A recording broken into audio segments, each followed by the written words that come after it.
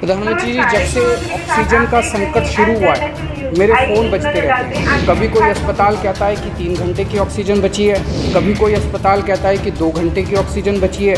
हम कारण जानने की कोशिश करते हैं तो पता चलता है कि पीछे किसी राज्य ने दिल्ली के लिए ऑक्सीजन लाने वाले ट्रक को रोक रखा है। अगर दिल्ली में ऑक्सीजन की फैक्ट्री नहीं है तो क्या दिल्ली के 2 करोड़ लोगों को ऑक्सीजन नहीं मिलेगी? जिस राज्य में ऑक्सीजन की फैक्ट्री है, क्या वो दिल्ली की ऑक्सीजन रोक सकते हैं? ऐसे में हम क्या करें? पर सर, मैं आज ये जानना चाहता हूँ कि अगर आज या कल या किसी भी टाइम हमारे दिल्ली के किसी अस्पताल में अगर 1 घंटे की, आधे घंटे की, 2 घंटे की ऑक्सीजन बच जाए और लोगों की मरने की नौबत आ जाए तो मैं फ़ोन उठा के केंद्र सरकार में किससे बात करूं? सर, मैं ये जानना चाहता हूं कि अगर कोई राज्य दिल्ली के कोटे की ऑक्सीजन का ट्रक रोक ले तो मैं फ़ोन उठा के किससे बात करूं?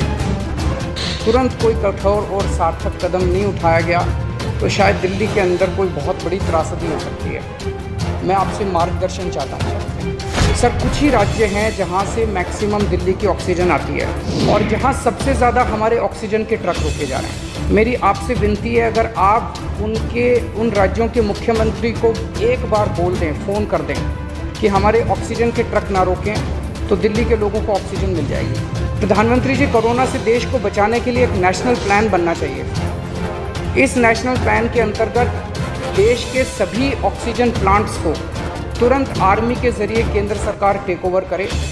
ऑक्सीजन प्लांट से निकलने वाले हर ट्रक के साथ एक आर्मी का एस्कॉर्ट व्हीकल रहेगा तो कोई उस ट्रक को फिर आगे रोक नहीं पाएगा।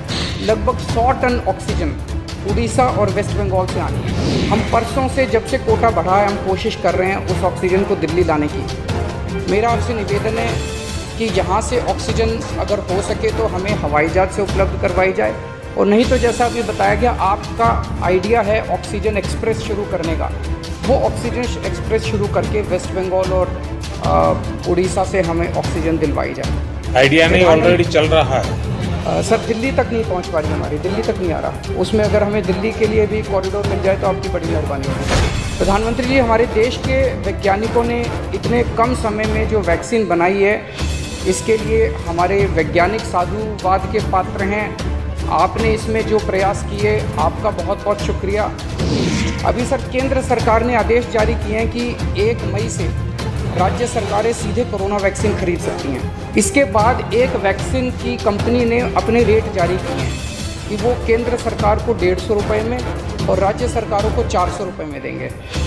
सर, एक ही देश में एक ही सामान के 2 रेट कैसे हो सकते हैं? 1 नेशन 1 रेट होना चाहिए। तो मैं आपसे निवेदन करता हूँ कि केंद्र सरकार को, राज्य सरकारों को एक ही रेट पे वैक्सीन मिले। मेरा विश्वास है देश में अगर कोरोना के खिलाफ एक नेशनल प्लान होगा तो हम सभी राज्य सरकारें और केंद्र सरकार मिलके इस दिशा में काम करेंगे।